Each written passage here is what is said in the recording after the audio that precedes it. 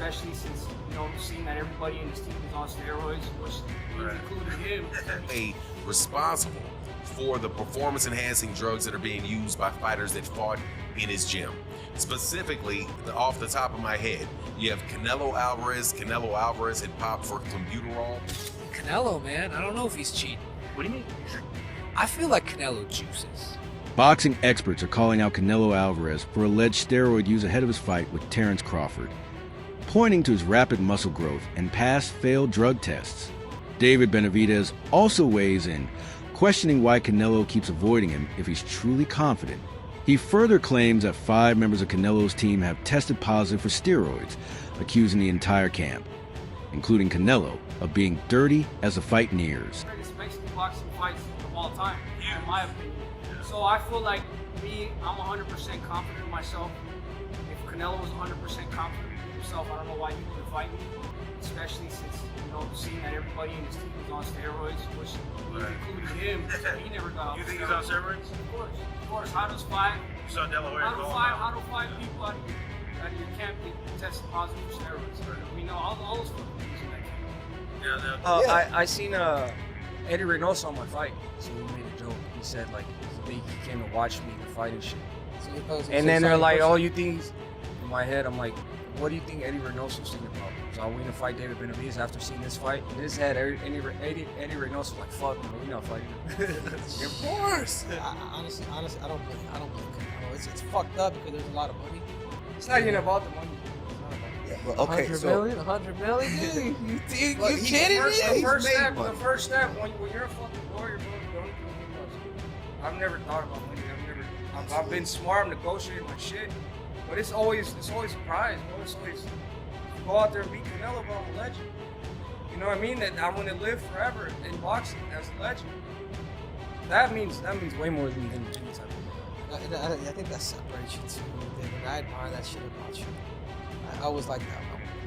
Yeah. I wish you did. Yeah.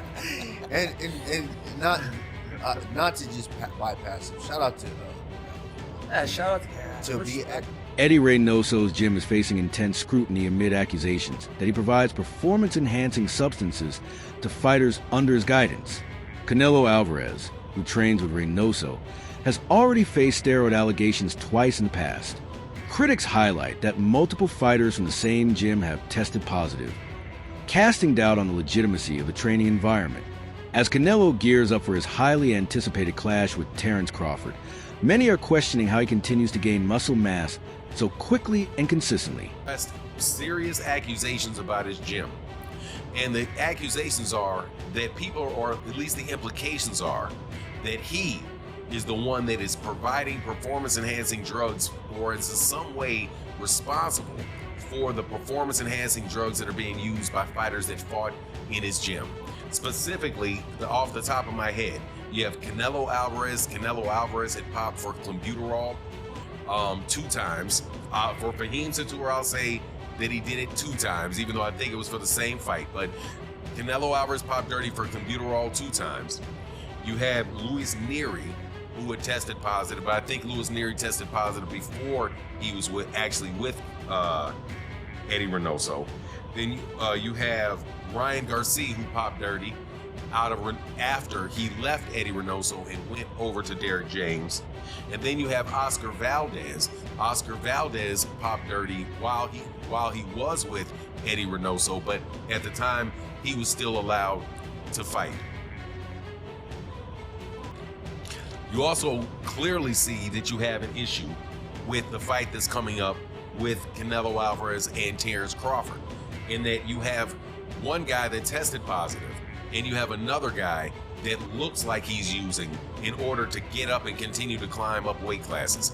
At a certain point in time, and this is something that Rolly Romero had said, at a certain point in time, your body just doesn't do that. At a certain point in time, your body just doesn't do it. I'm 6'2", 200, and should weigh about 210. Closer to 250, but I should weigh about 210. I'm not gonna get up. If I was 210 now at 50 years old, I'm not, if by 55 years old, I'm not, the only way I'm going to get up to 260 of muscle is if I'm juicing. Observers point out that gaining significant muscle naturally in your 30s is rare. Yet Canelo Alvarez's current physique looks noticeably larger than before. This has intensified speculation, especially given the history of Reynoso's camp. Both fans and analysts are now questioning whether Canelo's transformation is a result of hard work or performance-enhancing drugs are once again quietly influencing the outcome of a major fight. If for a 30-year-old, right, you remember, your body grows, men's body can grow in height and length up until you're to the extreme in your 20s. By the time you're 20, your height and all that stuff is there, right? Your height and your length. In your mid-20s, you know, by the time you're 29, your musculature is pretty much there. It gets harder to gain and put on muscle after 30. So Canelo Alvarez is about to fight a guy that is going to put on 20 pounds of muscle. Joe Rogan's comments on Canelo Alvarez have ignited major discussion in the boxing world. As a seasoned voice in combat sports and physical performance, Rogan questioned how Canelo, now in his 30s, is bulking up so rapidly, despite the natural slowdown of muscle growth with age. He stressed that such physical transformation defies biological norms, suggesting it's not just unlikely, but nearly impossible without assistance.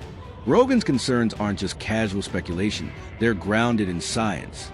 And when someone with his platform experience and knowledge of elite conditioning speaks out, it forces fans and experts alike to take notice. And Canelo, man, I don't know if he's cheating. What do you mean? I feel like Canelo juices.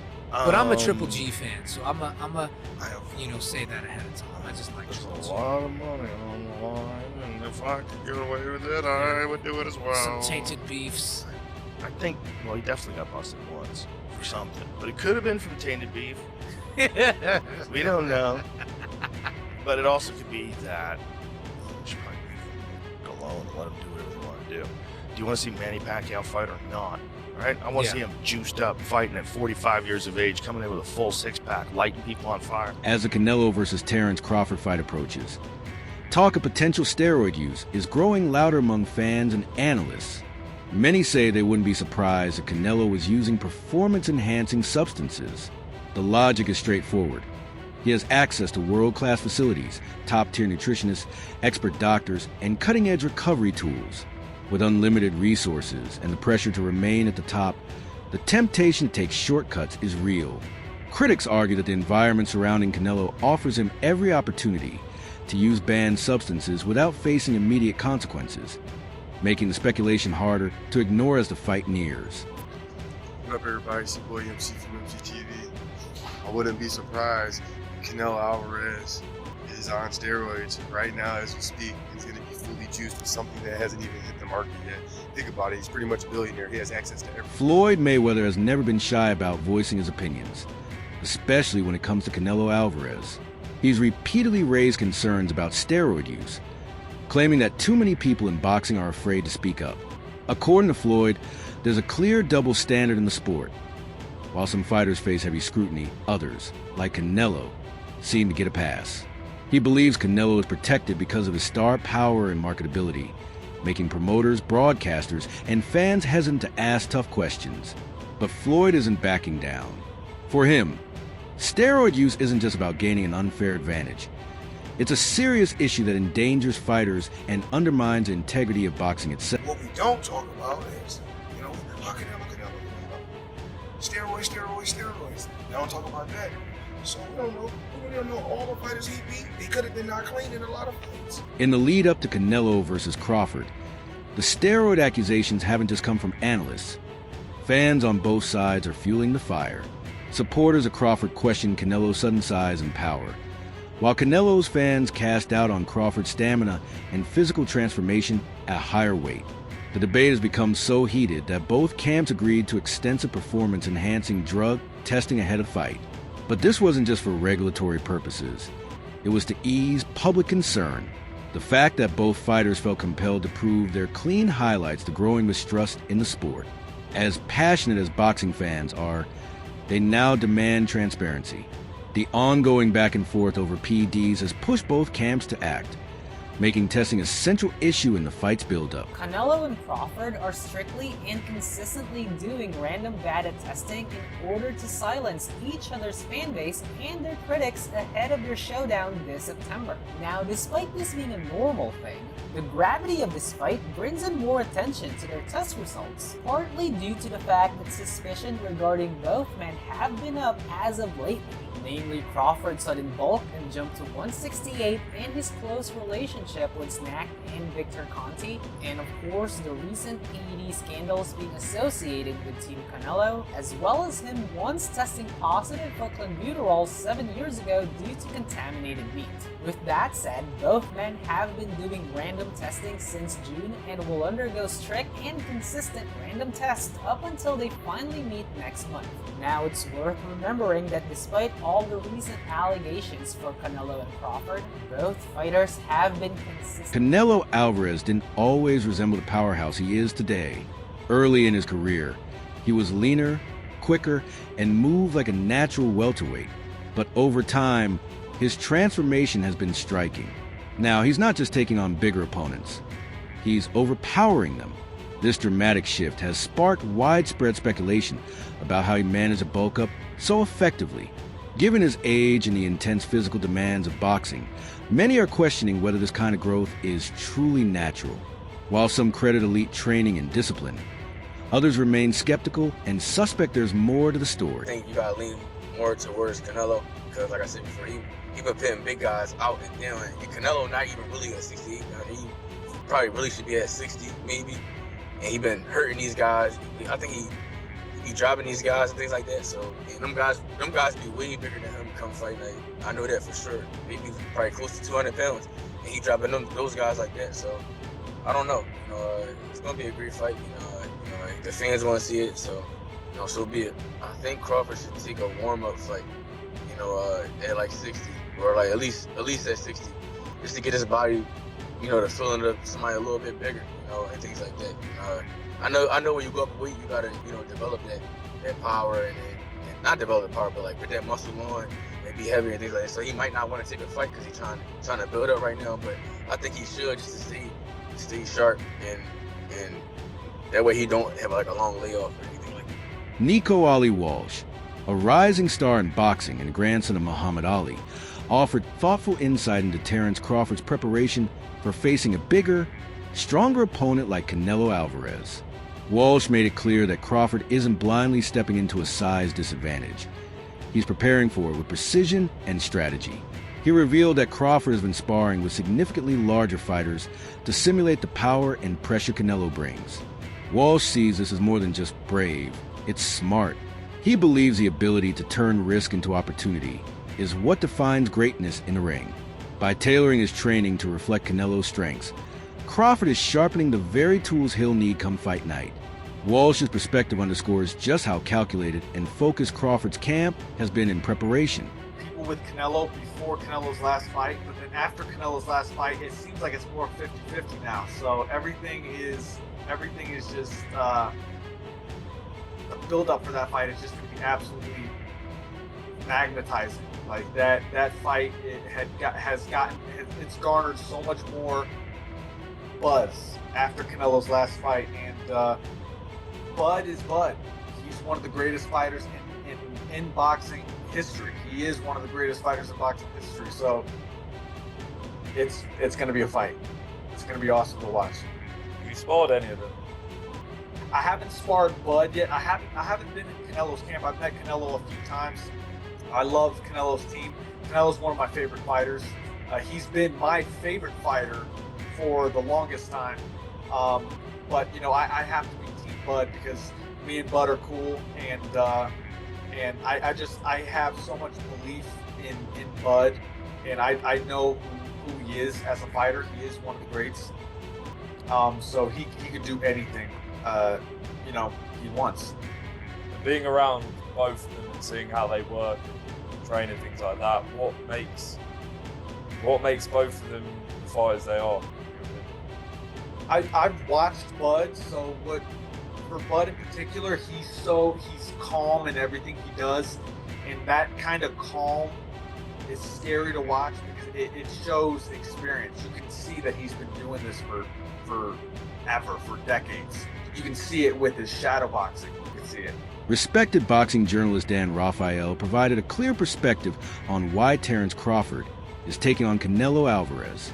According to him, it's not about money, it's about legacy. Crawford isn't just chasing titles, he's chasing greatness, aiming to be remembered as a fighter who took bold, historic risks. This fight isn't about playing it safe, it's about cementing a place in boxing history. But Rafael also acknowledges the massive challenge ahead. Defeating Canelo will take more than talent. It will demand near-flawless execution. From ring IQ to physical endurance, Crawford will need every aspect of his game operating at its absolute peak. I think Terence Crawford is a marvelous boxer, arguably the best in the world, pound for pound. But can you hurt Canelo? If you can't hurt him, I have no doubt he can outbox him. My issue is, if you can't hurt him, what kind of a challenge can you truly pose? What do you say to that? No, that's a great point. I mean, here's the thing. Canelo Alvarez has a historically great chin. Now, I go way back when he first came to the United States and started boxing, and he found himself on an HBO pay-per-view undercard years and years ago, fighting against the older brother of the great Miguel Cotto. His name was Jose Miguel Cotto, and he had gotten a ton of hype. He had signed with Golden Boy Promotions, and a lot of those of us in the media. And I had seen him a couple of times before that. This is my first time seeing him in person, really paying close attention. And he almost got knocked out in the first round. And I remember Stephen A. almost looking around at Media Row going, what the heck is this all hype about? This man can't take a shot. He's going to get drilled. He was lucky that the fight was over, that the round was over at round 1, or there might have been so much more trouble. Stephen A., that was like, 16, 17 years ago. I've never seen him wobbled, rocked, physically, visibly hurt since then. He has an all-time great chin going in the ring with tremendous punches. Terence Crawford coming up 2 weight classes, do any damage. Yeah, he's a slick boxer, and he's also a good puncher in the welterweight division, in the junior welterweight division, in the lightweight division. But even at junior middleweight, which is where Terence Crawford had his most recent fight back in August, when he moved up and he won a world title, he didn't blow the doors off. He fought a very tough, solid opponent named Israel Madrimov. He gave a good fight. It was very close. Madrimov's people seem to think he might have even been able to edge it out. But if you can't hurt an Israel Madrimov at 154, what the heck are you going to do with Canelo Alvarez, the sturdiest guy in the world, at 168? So that aspect of it is certainly a problem. You mentioned about Charlo. Charlo was there to get his check. I know one thing about Terence Crawford. He's not going to just come to turn up to get the check. He'll at least try. And Charlo, I don't think, really tried. What makes Terence Crawford truly exceptional is his ability to control a fight through precision, intelligence, and adaptability, not brute strength. He doesn't rely on overpowering opponents. Instead, he systematically breaks them down with superior timing, footwork, and ring IQ. Comfortable switching between orthodox and southpaw, Crawford dictates the tempo and forces his opponents to fight on his terms. This versatility poses a serious challenge for power-driven fighters like Canelo Alvarez. While Canelo may hold the advantage in size and raw power, Crawford's control of distance, movement, and angles helps neutralize that threat. His strategy will likely center around avoiding dangerous exchanges and capitalizing on Canelo's slower footwork. Crawford's finesse is more than just a fighting style. It's a weapon. His ability to stay elusive while landing clean, effective shots makes him unpredictable, and unpredictability is something Canelo has historically struggled with. Weight bullies, it's somebody whose style is based around being the bigger guy, being the stronger guy.